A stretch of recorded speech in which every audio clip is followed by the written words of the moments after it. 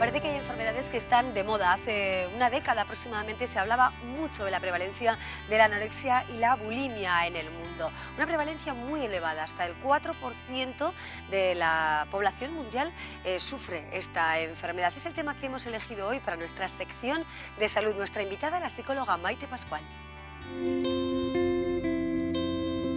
No es lo mismo ver que observar.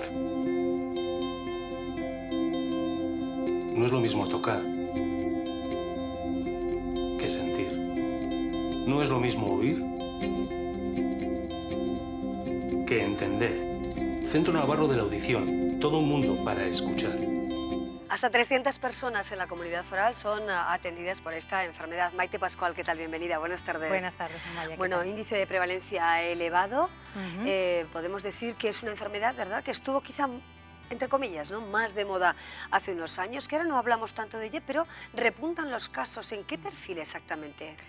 Pues el mayor índice se da en niñas, sobre todo, también en niños, y cada vez más, pero sobre todo niñas entre los 13 y 17 años, coincidiendo con la adolescencia, esa época de cambios a nivel físico, psicológico, el reparto de la grasa, y la importancia que se le da a lo que digan los demás, a la pertenencia al grupo, y los cánones de belleza que tenemos actualmente, ¿no? Eso ayuda un poco a que las niñas de esa edad empiecen a querer parecerse a las actrices de Hollywood, a esos modelos de belleza pues, delgados, que a veces incluso tienen detrás trastornos de alimentación, o si no están retocadas, o, bueno, pero tú es lo que ves y a lo que quieren. A lo que aspiras, eso ¿no? es, a lo que Pero quieren también parecerse. preocupa en los chicos jóvenes y en las mujeres adultas. Sí, hay menos incidencia, pero también se da. En los niños, por ejemplo, los chicos, hay 8 niñas por cada niño, ¿no?, que sufre trastorno de alimentación. Y en personas adultas hay menos índice, pero también. Y a veces suele coincidir con algún acontecimiento importante en la vida, a veces una muerte, un divorcio, cualquier cosa que haya marcado ya en la edad adulta, de alguna manera esa necesidad de controlar tu vida y hacerlo a través, por ejemplo, de la alimentación, y termina pues yéndose de las manos. Claro, una cosa es sentir la preocupación, ¿no?, por mantener un buen físico, un físico más o menos atlético, pero ¿cuándo pasa la frontera del querer cuidarse o tener un físico aceptable y tener ya una enfermedad, como es el caso de la anorexia, que nunca nos vemos, ¿no?, lo suficientemente delgados o delgadas? ¿Dónde están los síntomas más preocupantes? Cuando se convierte, empiezan? desde luego empieza cuando se convierte en una obsesión. Una cosa es querer cuidarse, alimentarse de forma saludable, para estar bien y sano y mantener un cuerpo pues, que te guste. Y otra cosa es cuando eso se convierte en el principal factor de tu vida, ¿vale? Cuando todo gira alrededor de la comida, de la alimentación, de contar calorías de forma obsesiva, de hacer ejercicio de forma obsesiva, ¿vale? Cuando ya se convierte en la parte más central de tu vida y todo gira a su alrededor, ya empiezas a perder capacidad de concentración, de dedicarte a otras cosas, de disfrutar. Empiezan incluso a aislarse, ¿vale? No voy a fiestas, no voy a cenas, no voy a cosas que tengan que ver con comer, que esto está, vamos, cada vez que nos reunimos en cualquier sitio es para comer o beber. Entonces, claro, empiezan a aislarse para no tener que enfrentarse a esas situaciones. Ahí igual es un poco cuando empiezas a ver que algo está empezando a fallar. Algo está sucediendo. ¿Tiene curación? Sí, la tiene, lo que pasa es que es muy costosa y estos trastornos de alimentación cuanto antes los coges mejor, ¿vale? Porque como cualquier proceso negativo de salud, mental o física, cuanto antes empiezas a poner manos a la obra mejor. Suele tardar pues, como 3 años mínimo para tener una buena recuperación, y el problema es que cuando va pasando el tiempo las secuelas que quedan físicas y psicológicas son muy fuertes, entonces es difícil la recuperación completa cuando ya estamos en un estado muy avanzado de la enfermedad.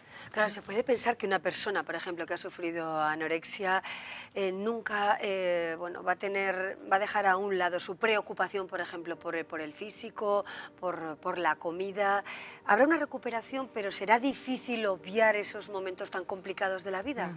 Llega a poder hacerse, sí. Hay gente que llega a recuperarse del todo, que consigue verse como es, aceptar su cuerpo como es, mejorar en la medida de lo posible. Hay cosas que no podemos mejorar, no puedes crecer, no puedes cambiar el número de pie, ¿vale? Puedes adelgazar un poco, pero hay cosas que no puedes controlar, que te vienen así y ya está. Entonces, aceptar el propio cuerpo es muy importante, y una vez que aprenden a aceptarse, aprenden a alimentarse, hacer el ejercicio para que resulte saludable y no obsesivo.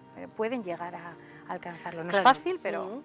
Maite, nos fijamos en personajes muy, muy conocidos, ¿no? Hay mujeres muy, muy conocidas del ámbito de la moda, de la televisión, de las letras, que han reconocido haber pasado por la anorexia y la bulimia. Recuerdo, por ejemplo, la modelo Nieves Álvarez, a la que muchas personas se pueden fijar por su elegancia, la escritora Espido Freire, la presentadora María Patiño, que también en su día contó cómo había sufrido bulimia, y bueno, muchas personas, estrellas de Hollywood, por ejemplo, que la han padecido. La modelo Kate Moss también lo reconoció en su momento.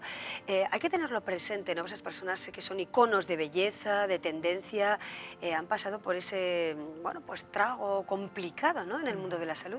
Sí, yo creo que ayuda además el hecho de que lo reconozcan, esas personas que han sido iconos de la moda y gente a la que todo el mundo se quiere parecer físicamente, que reconozcan que han tenido un problema y que lo han superado y que se puede hacer. Yo creo que ayuda a las jóvenes que están en ese proceso a decir, jo, mira, esta persona ha pasado por lo mismo que yo, ha podido superarlo, y es importante. Yo creo que ¿no?, que lo reconozcan y que acepten que lo han tenido y que, bueno, de hecho se han recuperado y están ya bien. Sí, sería importante quizá hacer una labor de sensibilización entre los chavales, ¿no?, entre los niños, entre los estudiantes de las primeras etapas de la formación, ¿no? Sería algo a tener muy, muy presente. Sí, yo creo que es importante educar en la forma de alimentarse, es importante saber qué alimentos son saludables, cuáles no tanto, qué cosas se pueden hacer y cuáles rayan ya lo enfermizo, ¿no? Y sobre todo yo creo que mejorar la autoestima de nuestros niños y nuestras niñas, porque yo creo que una persona cuando tiene una autoestima fuerte, es mucho más difícil que caiga en una cosa así, ¿no? Independientemente de que me digan gordita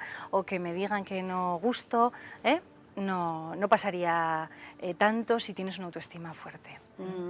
Bueno, tengamos, por tanto, eso muy presente, que desde, bueno, temprana edad es importante tener en cuenta estas cuestiones de educación en la alimentación. La anorexia y la bulimia, ¿por qué puede aparecer una u otra? ¿Qué diferencias tienen exactamente? La diferencia sobre todo es más de la expresión, ¿no?, de cómo se vive. En los dos casos no se acepta, da mucho miedo estar gordo, se tiene un miedo excesivo a la gordura. En la anorexia lo que se hace es no comer, o sea, dejar de ingerir alimentos, hacer muchísimo ejercicio, utilizar laxantes, o sea, todo lo que, contar calorías, todo lo que impida que podamos llegar a engordar, ¿vale?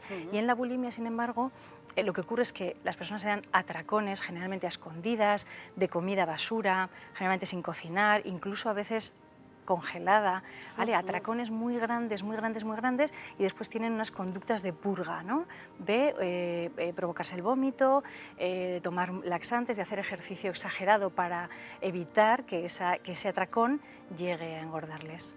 Esa es un poco la diferencia. Esa es la diferencia. En ambos casos, ¿la dificultad para la curación es similar o hay más problema en una u otra? No, suele ser muy parecida. Se requiere de terapia de todo tipo, desde el médico de cabecera, psicoterapeutas, farmacología. El apoyo de la familia es muy importante, o sea, hacer terapia familiar, porque al final a veces llegan a ingresar, pero muchas otras veces todo se hace desde casa, los padres tienen que estar muy pendientes de que no haya este tipo de conductas purgativas, de que coman, de que no estén pendientes de incluso pesar de posiciones para ver si realmente lo que he comido pesaba tanto, lo que ha salido pesa tanto, a ver si se me ha quedado algo dentro, no tienen como esa obsesión. Entonces, es muy importante la familia para controlar un poco también todas estas cosas. Sí, normalmente además suelen ser personas muy aplicadas, por ejemplo, en los estudios, muy exigentes con todo, ¿no?, con todos los ámbitos de la vida. Sí, hay algunas teorías que dicen que son niños que a lo mejor han tenido en casa demasiada, se les ha exigido demasiado, ¿no? Son como muy perfeccionistas porque nunca es suficiente, está muy bien pero podías haber mejorado. Entonces, ese tipo de personas crecen con esa exigencia, se vuelven muy autoexigentes también consigo mismos, y a veces controlar lo que comen supone una manera de libertad, ¿no? Es en lo único que yo tengo control. Y a veces eso puede hacer que caigan en un trastorno de alimentación. Así es, bueno, estábamos viendo esas personas a las que hemos aludido anteriormente, ¿verdad? Personas, bueno, pues que quizá tengan o tienen éxito en sus marcos de vida o en sus ámbitos laborales, pero, bueno, pues han tenido que sufrir como cualquier persona, ¿no?, con más o menos éxito, de esta situación, de esta dolencia. ¿Hay algún país donde ocurra más, o alguna comunidad que está más azotada, por ejemplo, por este tipo de enfermedades mentales? Pues no, la verdad es que lo desconozco, Sí. no lo sé. La verdad que ya te digo, un 4 o 5%, que es lo que tú decías al principio, de prevalencia a nivel mundial, y suele haber repuntes a veces en unos países, a veces en otros. Lo que sí está claro es que esto solo ocurre en países desarrollados, ¿vale? No se da en otro tipo de sitios y tiene mucho que ver pues, con eso, con el culto al cuerpo, con esa necesidad de parecernos a esos iconos de belleza tan importantes. No ocurre en países que no están desarrollados, eso sí. Bueno, nos quedamos con estas reflexiones, con esas imágenes que les mostramos hoy en nuestra primera parte del programa. Hemos hablado de la anorexia y la bulimia, una enfermedad que continúa estando ahí, que se habla menos de ella, pero que los niños, los chavales jóvenes y las mujeres en etapa adulta, incluso también las adolescentes, la sufren. Hasta 300 personas han sido tratadas en nuestra comunidad a lo largo del año pasado por este problema. Maite Pascual, psicóloga, muchísimas gracias por acompañarnos. Un placer, como siempre. Gracias, Hasta pronto, Ana. Maite. Gracias. Abrimos así el programa y seguimos con otras historias. Centro Navarro de la Audición, 5 años de garantía en audífonos, 5 años de pilas gratis, un mes de prueba sin compromiso. Nos importa su salud auditiva. Le vamos a escuchar, nos va a entender. Paulino Caballero 14, Bajo, Pamplona.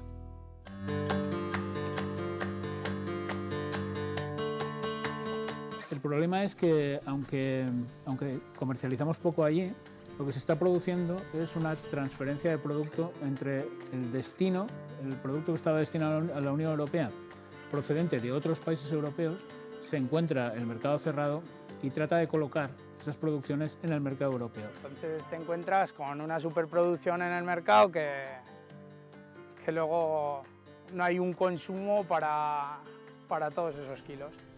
Entonces lo que se está haciendo, el otro día vimos como en Murcia se habían puesto lo de los paraguayos, los habían regalado para hacer zumo para los niños necesitados y demás, y quieras que no afectará directamente, pero sí que nos afecta. También estamos viendo que ha habido un aprovechamiento por parte de los compradores con el tema del veto ruso directamente por el miedo. Al haber mayor oferta, la demanda es menor y el precio va muy a la baja, entonces estamos trabajando por debajo de costes en la mayoría de los productos. Y en particular, en lo que se refiere a Navarra, está en problemas la manzana, porque ya teníamos en Europa un año de producción muy elevada, pero muy elevada, fundamentalmente en los países del centro de Europa y el norte, Polonia, un gran productor de manzana, o Francia, que hacía presagiar una campaña muy pesada en cuanto a la manzana, una campaña de comercialización difícil.